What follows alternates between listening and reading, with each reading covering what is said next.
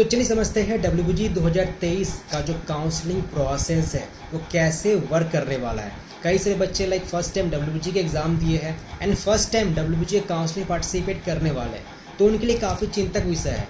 देखो, counselling process थोड़ा complex होता है, ठीक है। यहाँ पर फेज़ 1 होता है, फेज़ 2 होता है, then round 1, round 2, mop up, then उसके बीच में आपका फिजिकल रिपोर्टिंग होता है, येस अपडेशन होता है, नो अपडेशन होता है, ठीक है। तो बहुत ही सारे स्टेप्स होते हैं, तो बच्चे अक्सर घबरा जाते हैं, समझ में नहीं आता है एंड कुछ गलती डिसीजन ले बैठते हैं, ठीक है। तो हम लोग स्टार्टिंग से ही आपको हेल्प कर रहे होंगे जब तक आपका एडमिशन नहीं हो जाता। तो जो बच्चे पहली बार चैनल पर आए तो मेक श्योर ये चैनल सब्सक्राइब करना है। कई सारे बच्चे पूछ रहे थे व्हाट्सएप में कॉन्टिन्यूसली कि ये कैसे होता है, वो कैसे होता है, तो आपको बिल्कुल भी घबराने की दरकार है नहीं। हम लोग एडमिशन तक आपके साथ रहेंगे, तो आपका जो भी डिसीजन रहेगा सही रहेगा, आप अगर ये सब समझते हो तो प्लीज़ ये चैनल सब्सक्राइब कीजिए एंड आपके जितनी फ्रेंड सर्किल है शेयर कीजिए। और जी बता दूं, हम लोग इस साल भी एडमिशन सपोर्ट स्टार्ट कर दिए आप सभी बच्चों के लिए जो इस साल WBG के एग्जाम दिए हैं। आपका जो भी रैंक है WBG में, उस रैंक के बेसिस पर आपके लिए कौन सा बेस्ट कॉलेज एंड कौन सा बेस्ट ब्रांच होना चाहिए, इसका कंप्लीट सहायता आपको दिया जा रहा होगा। मैं खुद बीटेक कर रखा हूँ, तो मेरे पास 4 साल का एक्सपीरियंस है। वेस्ट बंगाल के अंडर में जितने भी आपके गवर्नमेंट कॉलेजेस हो गए, जितने भी आपके प्राइवेट कॉलेजेस हो गए एंड जितने भी आपके ब्रांचेस हो गए, इनके प्लेसमेंट कैसे होते हैं, इनके फैकल्टीज कैसे हैं। आपका अगर WBG रैंक अच्छा नहीं आया है बट स्टिल आप चाहते हो कि मुझे इस साल ही एडमिशन चाहिए, मुझे एक साल का ड्रॉप नहीं करना है, देन आपका जो रैंक है उस रैंक के बेसिस पर आपके लिए कौन सा बेस्ट कॉलेज, कौन सा बेस्ट ब्रांच होगा, आप ये प्राप्त कर सकते हो एक सही काउंसलिंग गाइडेंस के थ्रू। अब देखिए, जो काउंसलिंग है वो 2 तरह का होता है, ठीक है। एक होता है सेंट्रलाइज्ड काउंसलिंग जो कि WBG बोर्ड करवाता है, ठीक है। तो ये जो काउंसलिंग है सेंट्रलाइज्ड काउंसलिंग, ये आपका WBG बोर्ड करवाता है, ठीक है। और ये जो है डिसेंट्रलाइज्ड काउंसलिंग, ये कॉलेज कंडक्ट करवाता है। और बता दूं, डिसेंट्रलाइज्ड काउंसलिंग सिर्फ और सिर्फ गवर्नमेंट कॉलेज करवाते हैं, आपका प्राइवेट कॉलेज नहीं करवाते हैं, ठीक है। जैसे मान लीजिए गवर्नमेंट कॉलेज एग्जाम्पल आपका जादवपुर हो गया, ठीक है, कैलकाटा यूनिवर्सिटी हो गया, कल्याणी गवर्नमेंट इंजीनियरिंग कॉलेज हो गया, जलपाईगुड़ी गवर्नमेंट इंजीनियरिंग कॉलेज हो गया। तो ये क्या करवाएंगे, ये कॉलेज इंडिविजुअली डिसेंट्रलाइज्ड काउंसलिंग करवाएंगे। खुद का रूल होगा, खुद का अलग अलग प्रोसेस होगा, खुद का अलग अलग डेट होगा, खुद का अलग अलग सब कुछ रूल्स एंड रेगुलेशन होगा, ठीक है। लेकिन जो सेंट्रलाइज्ड काउंसलिंग है सबके लिए नियम एक ही है, चेंज नहीं कर सकते, ठीक है। तो ये जो है ये WBG बोर्ड करवाता है। अब जरा समझते हैं सेंट्रलाइज्ड काउंसलिंग के बारे में, जरा डिटेल समझते हैं, ठीक है। तो देखिए, सेंट्रलाइज्ड काउंसलिंग 2 फेज़ में होता है, फेज़ 1 एंड फेज़ 2, ठीक है, ये समझ गए।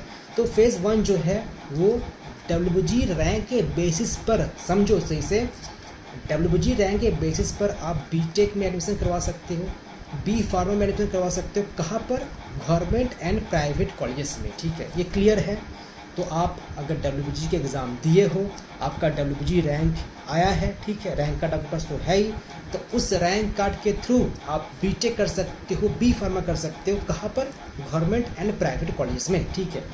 जो फेज़ 2 है, यहाँ पर आप अगर WBG का जो रैंक कार्ड है उसके बेसिस पर आप सिर्फ बैचलर ऑफ आर्किटेक्चर कर सकते हो गवर्नमेंट एंड प्राइवेट कॉलेजेस में, ठीक है।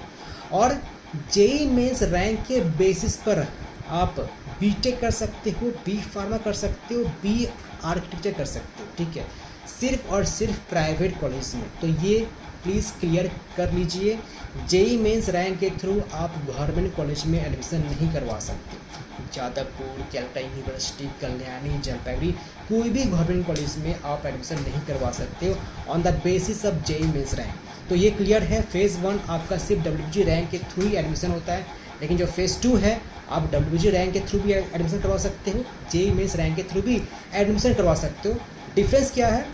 WBG रैंक के थ्रू यहाँ BR करवा सकते हो एंड यहाँ पर JEE मेंस रैंक के थ्रू बीटेक कर सकते हो, बी फार्मा कर सकते हो, BR कर सकते हो। कहाँ पर? सिर्फ और सिर्फ प्राइवेट कॉलेज में। तो ये क्लियर हो चुका है, ठीक है। अब समझते हैं डिसेंट्रलाइज्ड काउंसलिंग होता क्या है, ये क्या चीज़ है। अब देखिए, सेंट्रलाइज्ड काउंसलिंग के बाद गवर्नमेंट कॉलेज में सीट वैकेंट रह जाते हैं, हर एक साल रहता है, इस साल भी रहने वाला है। क्यों रह जाते हैं? मतलब सपोज़ एक बच्चा है, ठीक है, तो एक बच्चा एक एग्ज़ाम तो देता है नहीं ना, वो WBG भी देता है, JEE मेंस भी देता है, कॉमेट के देता है, VIT देता है, डिफरेंट स्टेट लेवल के एग्ज़ाम हो गए। या सपोज़ ये बच्चा सोचा कि नहीं मैं ड्रॉप ले लूँगा, ठीक है, मुझे ये नहीं करना, या सपोज़ वो बीटेक करके कुछ और कुछ कर रहा है, तो डिफरेंट रीज़न हो सकते हैं सीट वैकेंट हो जाने का, ठीक है।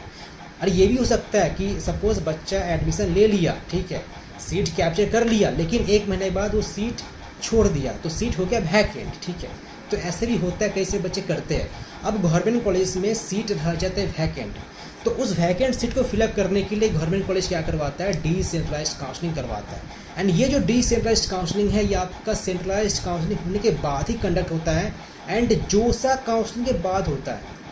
मतलब ऐसे नहीं कि जोसा काउंसलिंग चल रहा है तभी आपका डीसी स्टार्ट हो चुका, काफ़ी कम चांसेस है, ठीक है।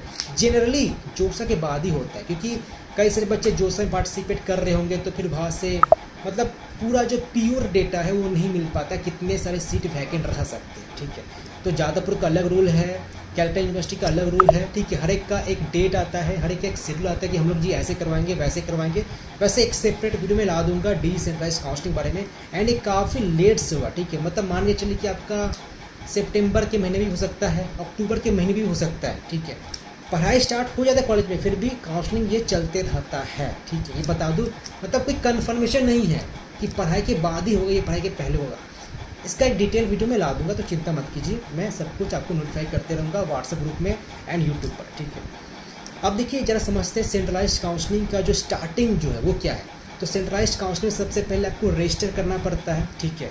आपका काउंसलिंग का डेट आने वाला है तो जी आपको रजिस्टर करना पड़ेगा कि हाँ जी मैं रजिस्टर करना चाहता हूँ।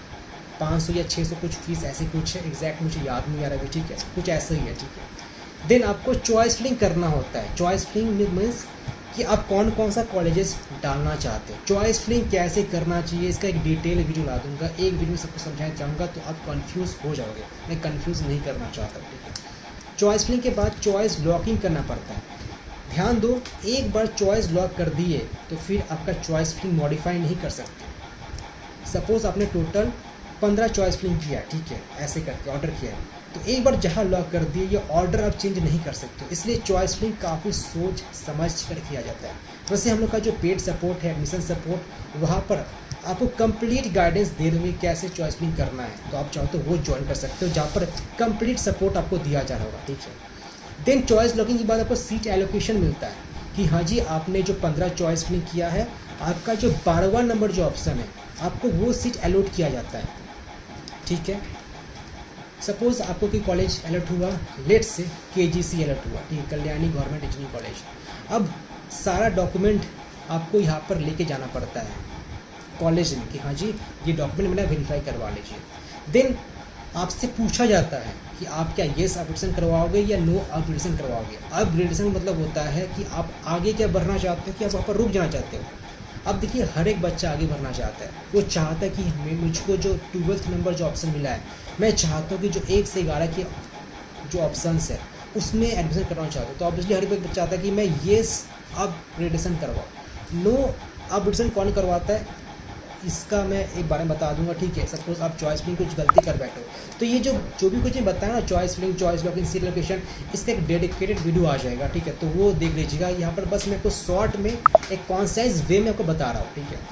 देन फिजिकल रिपोर्टिंग करना पड़ता है, मैं जैसे बता दिया। अब देखिए राउंड 1 हो जाने के बाद आपका राउंड 2 होता है, ठीक है, राउंड 2 होता है। देन राउंड 2 हो जाने के बाद आपका मॉपअप होता है। अब देखिए मॉपअप में आपको दोबारा से चॉइस फिलिंग करना पड़ता है, यहाँ पर आप चेंज कर सकते हो, ठीक है, आपको फ्रेश चॉइस फिलिंग करना होता है। तो इसका भी डिटेल वीडियो में ला दूंगा, तो चिंता बिल्कुल मत कीजिए। अब ये समझ के रखिए 3 राउंड होता है, राउंड 1 होता है, राउंड 2 होता है, एक मॉपअप होता है। अब ये हो जाने के बाद आपका फिर फेज़ 2 स्टार्ट होता है एंड फेज़ 2 के लिए आपको फिर से रजिस्टर करना पड़ता है। मतलब ऐसा नहीं कि आप पहले रजिस्टर किए थे तो आपका वही रहेगा, फिर से आपको रजिस्ट्रेशन करना पड़ेगा, फिर से आपको चॉइस फिलिंग करना होगा, चॉइस फिलिंग करना होगा। तो ये एक फ्लो चार्ट है, आपको शॉर्ट में बता दिया, ठीक है।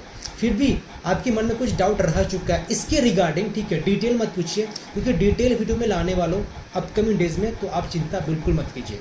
अभी तक मैं जो बताया उसके रिगार्डिंग कुछ डाउट रह चुका है, कमेंट बॉक्स पर हुआ आप कमेंट कर सकते हो, मैं ट्राई करूँगा हर एक बच्चों का रिस्पॉन्स कर देने का।